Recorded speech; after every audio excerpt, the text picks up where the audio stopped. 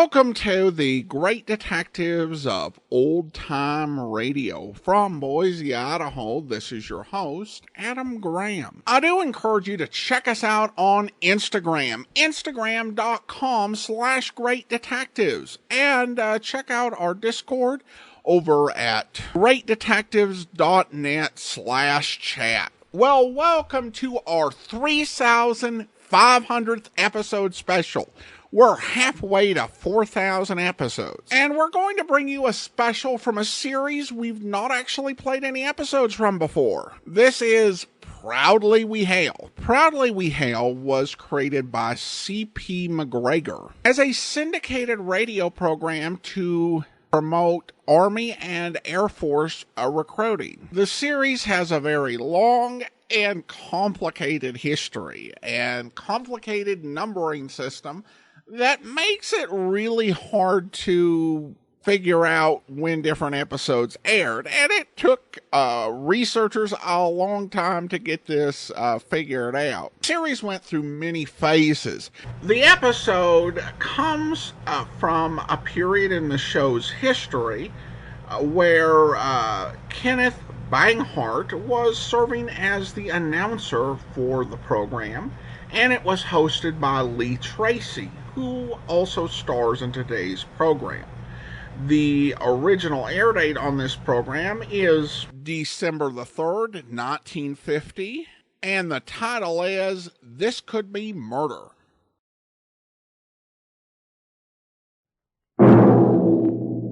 Proudly We Hail.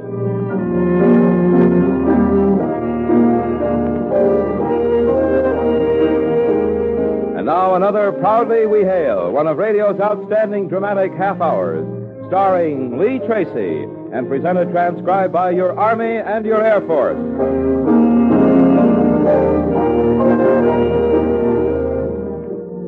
From Radio City, New York, here is your star and host on Proudly We Hail, the distinguished Broadway stage, screen, and radio star, Lee Tracy. What's your show today, Lee? I'm a detective, Ken, and this could be the story of a murder. Things get pretty complicated. The plot's an intriguing one that our audience will really enjoy. I'll be back to start work on the case after you give us a few words, Ken. Well, my few words are addressed to veterans of the United States Air Force. If you're a former serviceman with a spec number in radio, electronics, radar, or some other critical field, the Air Force needs you now. Get all the details from your nearest Army and Air Force recruiting station today. With our star, Lee Tracy, in the role of Inspector Jones, your Army and your Air Force present the Proudly We Hail production of This Could Be Murder.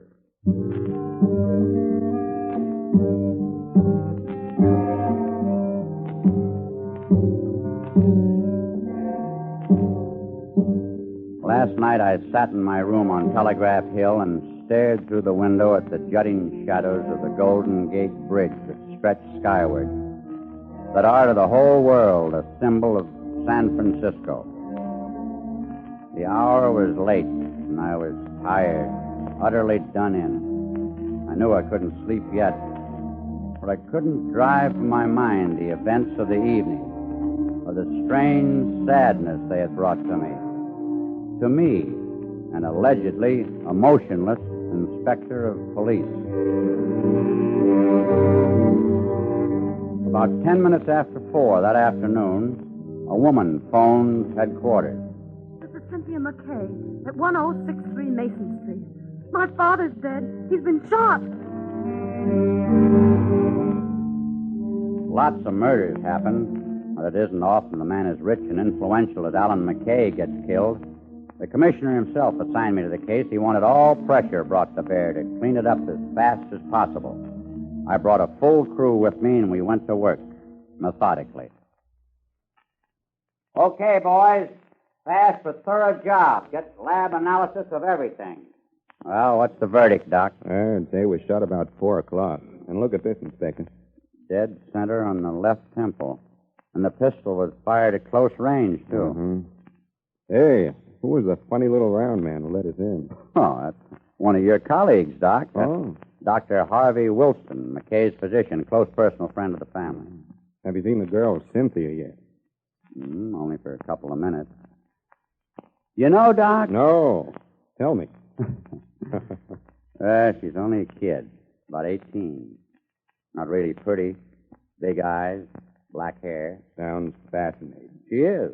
Liked her very much. Oh, it doesn't sound like you, Jones. I'm a little worried about that girl, Doc. Shocked, you know. I'm going to see her now.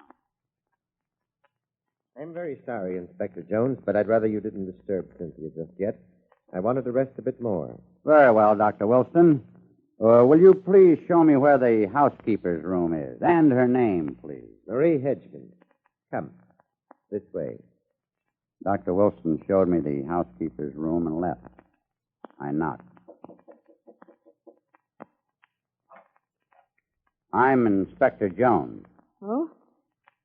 Come in. Thank you. Won't you sit down? Not right now, thanks. Tell me, Miss Hedgeman, where were you when Mr. McKay was shot? I left the house just before 4 and... Yeah? Please, go on. Well, I met Cynthia downstairs in the lobby. The same elevator boy brought her up. You still haven't told me where you went, Miss Hedgeman. Well, frankly, I just went for a short stroll in the park. I came back just before you arrived.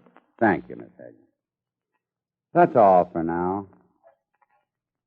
Oh, by the way, Miss Hedgeman, were you fond of Mr. McKay? Yes. I liked him very much.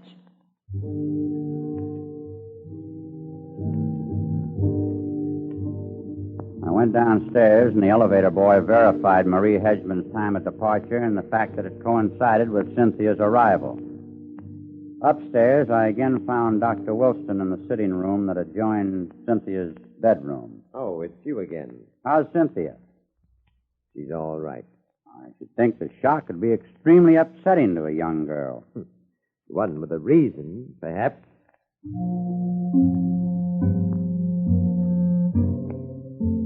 The doctor turned away and looked out a window. He was a curious, round little man with snow-white hair, and it was obvious that his cat-and-mouse conversation was leading to a point. Doctor, when did you come here today? As soon as I could after Cynthia called. I was in the operating room when she phoned. Doctor, you've been implying, and rather strongly, an odd attitude on the part of Cynthia. What have you been driving at? Frankly, that's no concern of yours, Inspector. The intimate peculiarities of a family are no concern of the police in a case of obvious suicide. Quite right, Doctor. But this doesn't look like suicide. I think it's murder. And that Cynthia killed her father.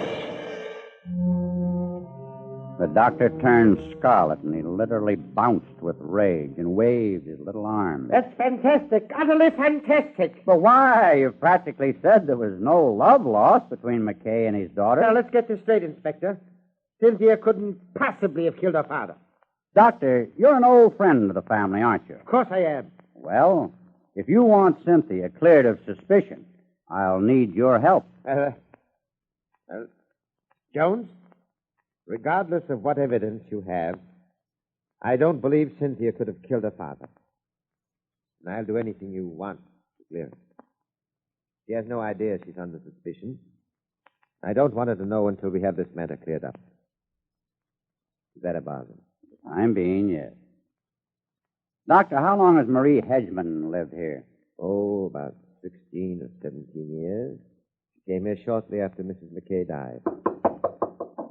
Come in. Got a fingerprint report, Inspector. I excused myself, and Sanderson, my assistant, gave me some interesting but confusing facts. I returned to the doctor. What's the verdict, Inspector? I'll tell you in a minute. Point out that McKay was killed around 4 o'clock, just before Marie Hedgeman left the apartment. And just after that, Cynthia arrived. Cynthia's told us she found her father in his study, and she saw the pistol on the floor. Stupidly, she picked it up. And naturally, her fingerprints are on the pistol. Yeah? So are Marie Hedgeman, Alan McKay, several others. Whose pistol was it? Not sure yet. Cynthia says she never saw it before. Miss Hedgeman has told Sanderson that she saw it several days ago in McKay's desk and picked it up. She claims that's why her prints are on it. Ha! Where's your case? In a tailspin, I'm afraid. Tell me more about this odd relationship between Cynthia and her father that you hinted at before. As you wish, Inspector.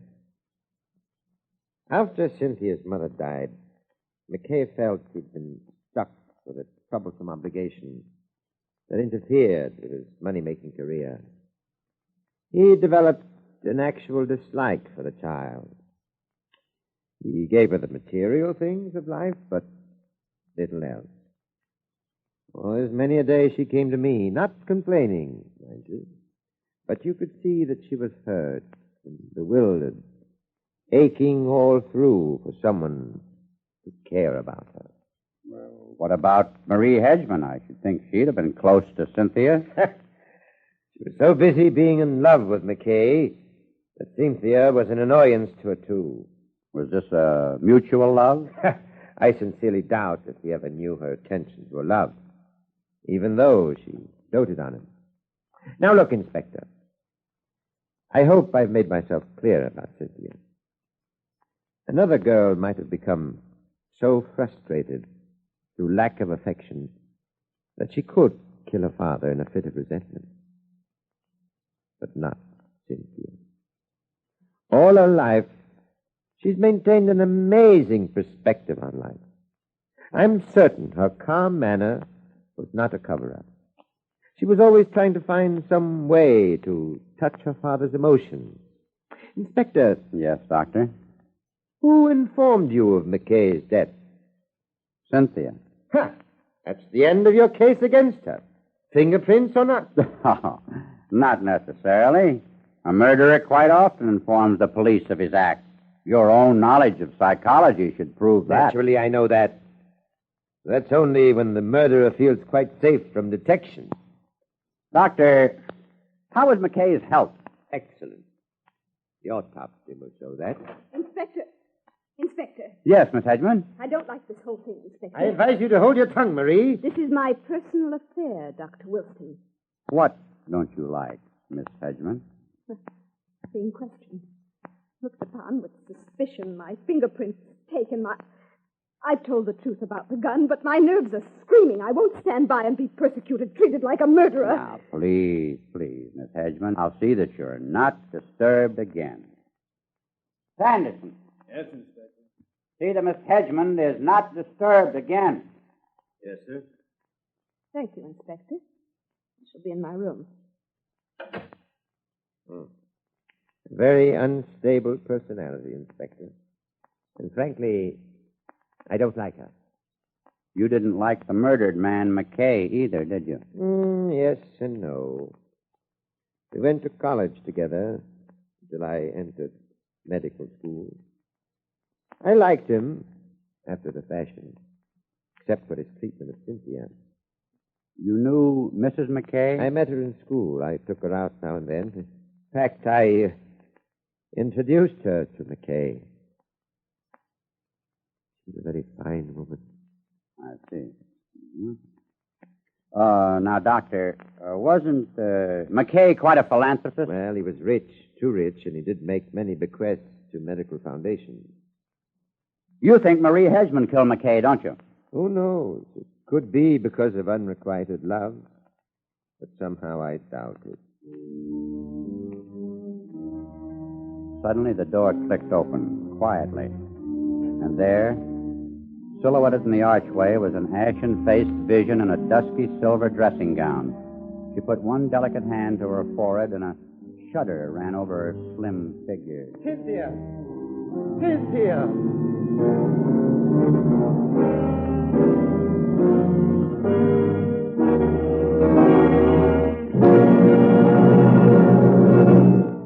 Lee Tracy, starring as Inspector Jones in the proudly we hail production of This Could Be Murder, will return for the second act in just a moment. But first, I have a message to you young men and women of America. Do you know that the United States Air Force can help you plan and start a successful future? And at the same time, you can serve your country now when you're needed most. In the Air Force, you can make an exciting and useful career for yourself that you'll be proud of. And your family and friends will be proud of you, too. Yes, you'll find many opportunities for service to your country in the Air Force. Get full details at your local U.S. Army and U.S. Air Force recruiting station today. You are listening to Proudly We Hail. And now, with your star, Lee Tracy, we present the second act of This Could Be Murder. It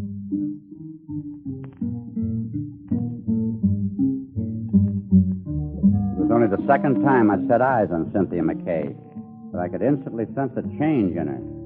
She looked sick and drawn. The doctor and I helped her to a comfortable chair. She rested for a few moments, saying nothing. Then, color returned to her cheek. I'm so sorry, but I couldn't stand being alone anymore. And, Doctor, if you think it's all right, I do want to talk to the inspector. You're very sure, my dear, that you feel up to it? Oh, yes, I'm all right now. Doctor, I think it best if Cynthia and I talk alone. I want to be sure. It's all right, Dr. Wilson. As you say, my dear. I want to get you a sedative anyhow, and I'll return shortly.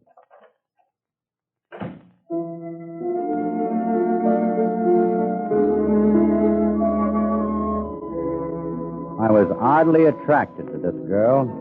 Her great eyes and strange black hair shot with gray had an almost hypnotic effect on me. It seemed entirely wrong to put matter-of-fact questions to her, but there was no choice. You want to ask me some questions, don't you, Inspector? A few. Well, go on, Inspector. Cynthia, were you on good terms with your father? Of course. Why do you ask that? Cynthia, it's entirely possible that your father was murdered. Oh, Inspector, he was murdered, wasn't he? Is there any doubt? Might have been suicide. No, I can't believe that, Inspector. Really, I can't. Why not? My father was a very strange man. I knew that he made many enemies in business and few friends in society. In a way, we were almost strangers. But his life satisfied him, not everyone else. He lived almost entirely for his business. He was a great planner, too. He always thought of the future and the promise it held. He was recently planning to extend his activities to the East Coast. One of his greatest joys was to look ahead to the new things to conquer. Yet despite his peculiarities, my father loved life and its challenge. I know he wanted to live. And that's why I know he was murdered. As Cynthia finished speaking, I offered her a cigarette. She refused, told me to smoke. As I dropped the match into a silver ashtray, I noticed a small, unframed photo lying on the mantel. I picked it up. That's a passport photo, Inspector. You're planning to go abroad? Yes, I'm sailing for Paris next week. I'm going to study for a year under Molyneux, dress designer. Are you still planning to go? Yes, Inspector. Why not? I stared at her in silence. This was a strange girl indeed. I was about to put another question to her. A shot rang out. I told Cynthia to stay where she was, and in 2 seconds I was in the hallway, and Sanderson and Doc Thomas, the coroner, came running to meet me. Came from in there, Inspector. We flung open a door. There, lying on the bed, was Marie Hedgeman, a pistol by her side and a wound in her left shoulder. It was a bad wound. But Doc Thomas said she lived. When Sanderson and I had given him all the help we could, we left. Think that suicide attempt was a murderer's confession, Inspector? Or perhaps an act born of unbearable despondency. But it certainly proved Dr. Wilson was right when he said she was an unstable personality. Well, we've just finished in the old man's study. Good. Follow up on this latest mess. I've got to get back to Cynthia. We don't want any more tragedies around here. I returned to Cynthia. She was sitting exactly as I'd left her, staring at the floor. That was Maria, wasn't it? How do you know? I could tell the shot came from her room. Is she... No. She'll be all right. Serious wound, but not fatal. She shot herself, of course. You say it that way because you think she killed your father? Yes, I do. It was she who advised my father to send me away to school, to camps, anywhere to get rid of me, just so she could be with him. But my father never gave her a second thought that way. Why do you think she killed your father? Because he wouldn't pay any attention to her. And for money, too.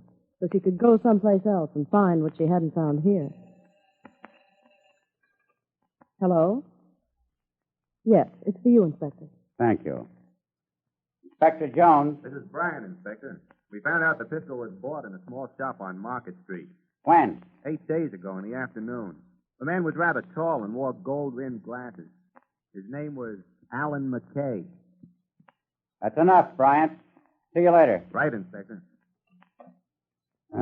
Cynthia, to whom will your father's estate go? Most of it to medical institutions, to his own college. And some of it goes to me, of course, and some to Marie.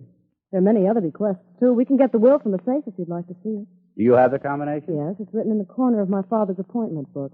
He put it there for my benefit because I was always forgetting it, and since I kept certain small pieces of jewelry there. Well, wasn't that an obvious place to leave a combination? I suppose so, but nothing of any real value was kept in the safe. We walked slowly from the room and down a long, softly lit corridor.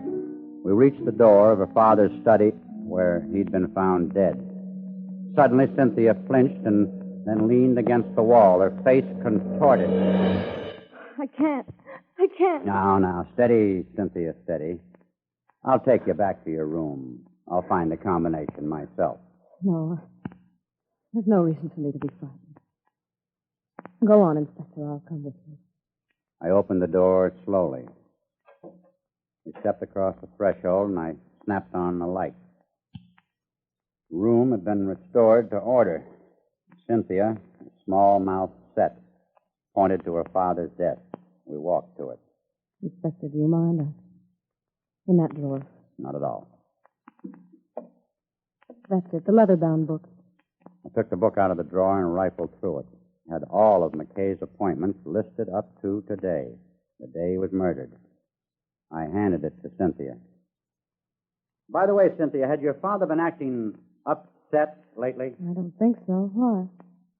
We just wondered if he'd bought the pistol himself. She said nothing, just looked at me, then opened the appointment book. She found the page she wanted, returned the book to me, and as she fiddled with the safe, I glanced through the book. I saw an appointment McKay had recorded 3 weeks before, and then Cynthia crossed to me and handed me the will. I put the book down, turned the pages of the legal document.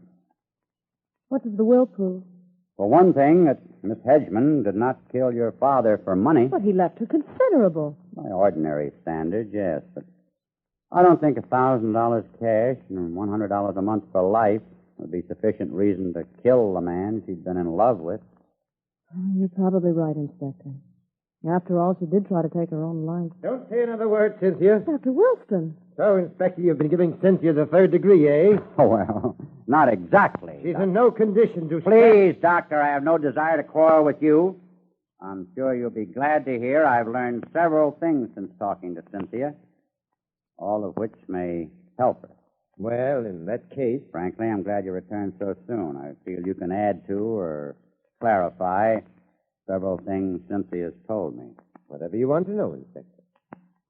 Doctor, you're extremely fond of Cynthia, aren't you? She's like a daughter to me. Cynthia, did you love your father? Oh, of course.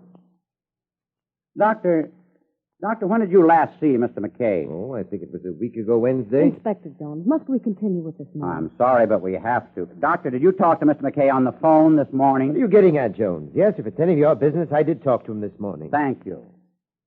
Now, isn't it true, Doctor, that since Cynthia's childhood, you continually insinuated to her that she was badly treated by both her father and Marie Hedgeman? Perhaps I haven't always been kind in my remarks about them, but I think their treatment of Cynthia deserved no more. Frankly, I think you highly exaggerated the situation. That's a vicious statement. How dare you make it? I'll tell you why, Doctor. You half implied before that you'd been in love with Cynthia's mother. And it's obvious that you've been envious of McKay's success and his money. Now, Jones, Hear me out. Personally, I believe you've lived in a jealous rage ever since McKay married the girl you loved. When she died, there's no doubt you tried to gain the affection of her daughter and turn her against her father. You never quite succeeded, did you, Doctor? Let's just suppose all this psychological deduction of yours is right, Jones. Just what does it add up to? It adds up to the fact that you killed Alan McKay. Doctor backed away, and Cynthia gasped. That's an absolute lie. I was operating on a patient at 4 this afternoon when McKay was killed. I can prove it. Doctor, in McKay's will is a bequest of $100,000 for medical research to the university you both attended. And there are several other gifts of large sums to other organizations for medical research. What does this indicate to you? Nothing. Nothing at all. Actually, Doctor, it means that Alan McKay had a phobia about disease and dreaded it. You knew this. You also knew that Cynthia was going abroad for a year. You might lose her and the money she'd eventually get. So, 8 days ago, when you examined McKay, you told him you thought he had an incurable disease. That's why McKay bought the pistol. The same day, right after he saw you. The days, the time, everything checked. But, Inspector, if this terrible thing is true, why didn't... Did your father wait? Yes. Because your father was not sure until this morning. In his appointment book, under today's date, there's a note to phone Dr. Wilson for reports at 10 a.m. There's no doubt in my mind that when your father phoned, Dr. Wilson told him the diagnosis of an incurable disease was confirmed. And your father, who, as you said, lived for the future, could find nothing further to live for. Dr. Wilson, just as surely as if you'd pulled the trigger yourself, you killed Alan McKay.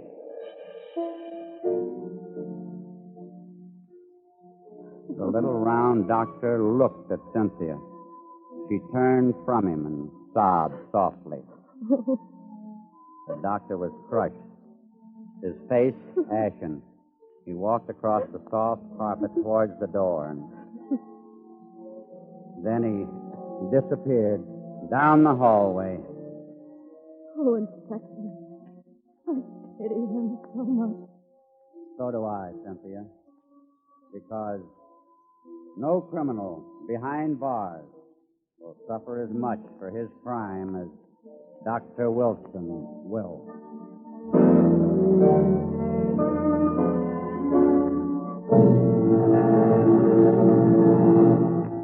Very intriguing story indeed, Lee, and congratulations on your excellent portrayal of Inspector Jones. Thank you, Ken. I'd like to take a moment to tell all the young men and women listening about one of the most important jobs in American history, that of helping to make and keep the peace of the world. It's a whopping big assignment, but you can help, and you can help right now by enlisting in the Air Force, and you'll be helping yourself, too. For when you join the U.S. Air Force, you'll be joining one of the finest organizations in the world. You'll have opportunities to really get ahead, because the Air Force offers you training in specialties where you can make real progress. There are more than 400 jobs in radio, radar, weather, aircraft maintenance, and many others. So don't delay. Serve your country and yourself in the Air Force. Get all the details at your nearest U.S. Army and U.S. Air Force recruiting station today.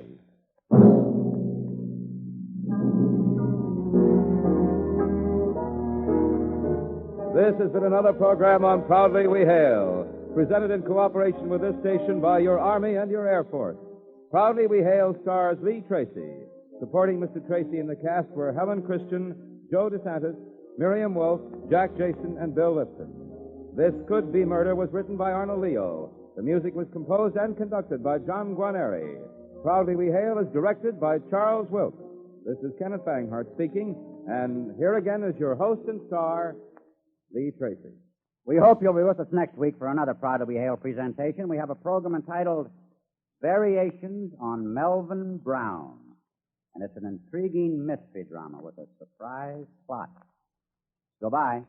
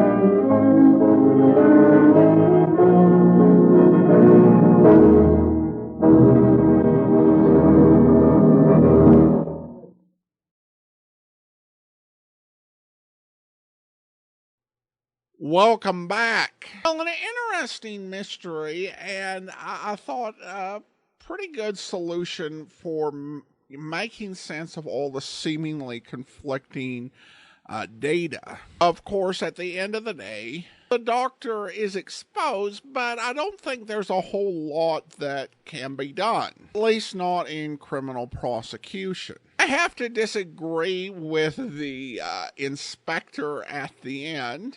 Certainly, the doctor will suffer for the daughter having found out what he was really like.